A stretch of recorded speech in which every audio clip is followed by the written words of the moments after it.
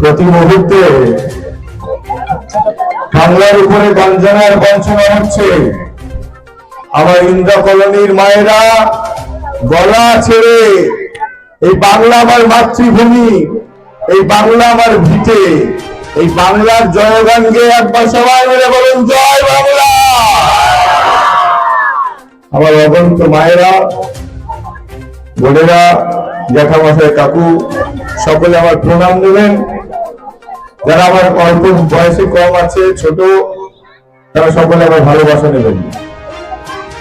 আজকে নির্বাচনকে সামনে রেখে যে সভা চলছে, সেই সভার সঞ্চালক এই বুথে আপনাদের আশীর্বাদ জন্য তৃণমূল কংগ্রেসের মেম্বার রবীন্দ্র, এখানে পূর্ববর্তী বক্তা আরশাদ দা তিনি বলেছেন, প্রবীর দা বলেছে, আমাদের ফয়েজ দা বলেছে, প্রধান বলেছে, আমাদের মহিলা নেত্রী ফারাদি এখানে আছে, মশিয়াদ দা আছে, গৌরব দা আছে, অন্যান্য মেম্বার সকল এখানে আছে, তারা সহ সমস্ত মেম্বার দায়িত্বশীল আছেন, আপনারা আছেন। আমার মায়েরা শুধু ভোট চাইব, ভোট দেবেন, এটা হতে পারে না। কেন দেবেন? তৃণমূল কংগ্রেসে কেন ভোট দিতে যাবেন? কোন দরকার নেই। আপনাকে নিজে অনুভূতি করতে হবে যে আমি কেন দেবো, তারপরেই ভোটটা দেবেন। কেন দেবেন?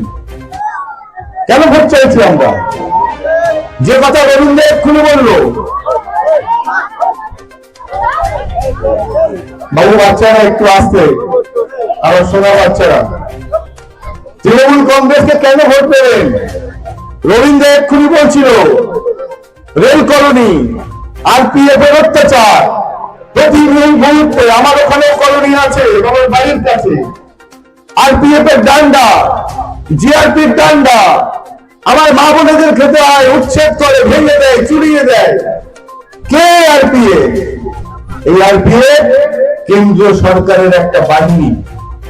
কেন্দ্রীয় সরকারে কে বসে আছে? ভারতীয় জনতা পার্টি। আজকে আমি আপনাদেরকে ডাক দিয়ে যাচ্ছি, রাজনৈতিক কথা পরে বলবো, যারা প্রতি মুহূর্তে আমাদেরকে আমাদের ভূমির থেকে উচ্ছেদ করতে চাইছে, যারা আমাদের পাট্টা দিতে আটকাচ্ছে, যারা আমাদের অধিকার দিতে আটকাচ্ছে, সেই ভারতীয় জনতা পার্টিকে শুধু আমার দেগঙ্গার মাটি, বাংলার মাটি থেকে নয়, আগামী 29 সালে ওই ভারতীয় জনতা পার্টি কেন্দ্র থেকে সরালে তবে আমাদের শক্তি হবে। কেন ভোট দেবেন তৃণমূল কংগ্রেস? আরশাদ বলছিল ভারতীয় জনতা পার্টি বলল রোহিঙ্গা বাংলাদেশি মুসলমানদের এসআইআর এর মাধ্যমে চিহ্নিতকরণ করে তাদের নাম বাদ দেওয়া হবে।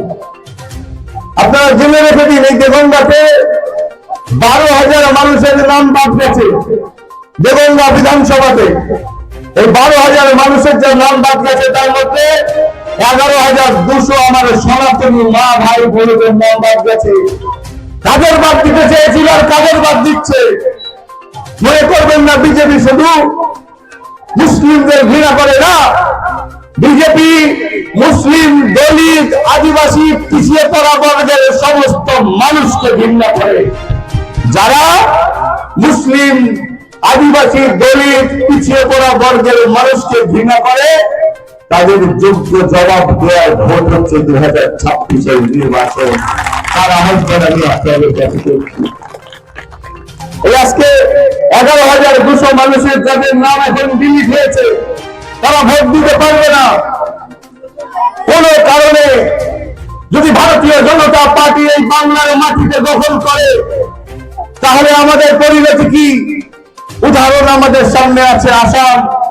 আসামে এসআইআর হলো, ওখানেও বললো মুসলিম, আদিবাসী মুসলিমদেরকে টাইট দেওয়ার জন্য ওখানে সিএ করলো, সিটিজেনশিপ অ্যামেন্ডমেন্ট এনআরসি করলো। দেখা গেল কি অর্ধেকের বেশি আমার সনাতনী ভাই বোনেদেরকে ডিটেনশন ক্যাম্পে বসতে হচ্ছে। আজকে রাজারহাটে ডিটেনশন ক্যাম্পের কাজ শুরু হয়েছে। ওই ডিটেনশন ক্যাম্প যাতে আমরা ঘুরিয়ে দিতে পারি, আমার কোনো অবমাননা না থাকতে হয়, তার জন্য আগামী 2026 29 এপ্রিল জোড়াফুল প্রতিটা ভোটটা দিতে হবে।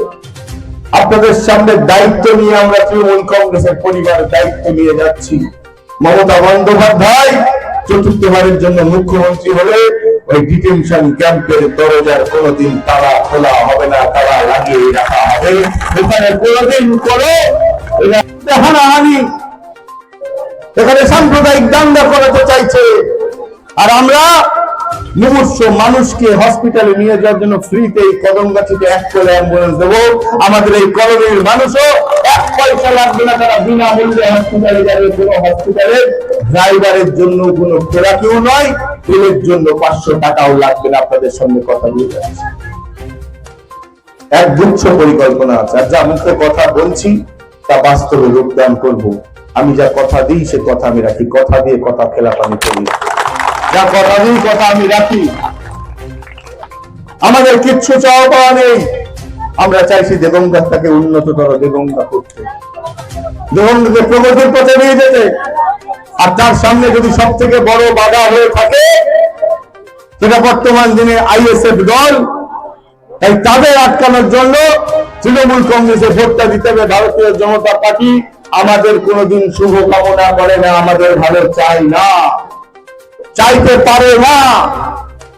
যারা আমাদের উচ্ছেদ করছে, যারা আমাদের 73 জন সহ নাগরিককে ডিটেনশন ক্যাম্পে পাঠানোর ব্যবস্থা করছে, যারা আমাদের সহ নাগরিকের ভোট অধিকার কেড়ে নিচ্ছে,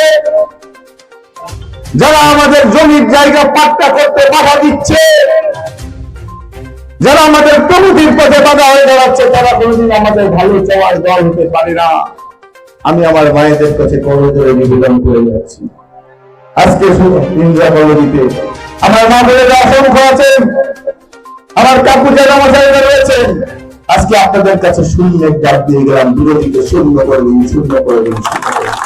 আপনারা শূন্য করে দিন, সেই শূন্যকে আমরা ভরিয়ে কিভাবে উন্নয়ন দিয়ে ধরা যায় সে দায়িত্ব আমরা দেব। এইটুকু আপনাদের কাছে বলার। এক গুচ্ছ পরিকল্পনা রয়েছে আমাদের, এক গুচ্ছ পরিকল্পনা, কিচ্ছু নেওয়ার নেই। আপনাদের আশীর্বাদ দিয়ে, আপনাদের কণ্ঠ হিসেবে বিধানসভায় গিয়ে যদি আপনাদের আওয়াজ হিসেবে কথা বলতে পারি, তাহলে মনে রাখবেন আমার প্রথম শপথ, প্রত্যেক বিধায়ক একটা ভাতা পায়, যে ভাতাটা কম বেশি 1,20,000 টাকা।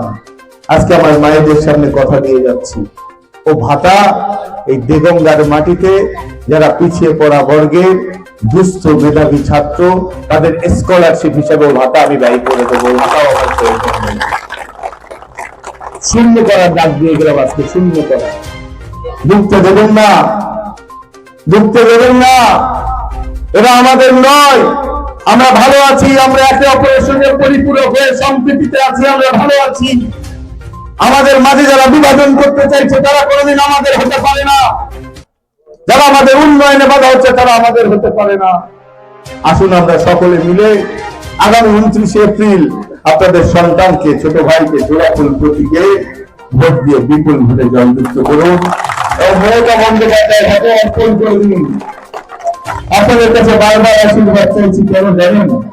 বেশি বেশি আশীর্বাদ কেন চাইছি? শূন্যের ডাক কেন দিয়েছি, কেন চাইছি শূন্য করতে?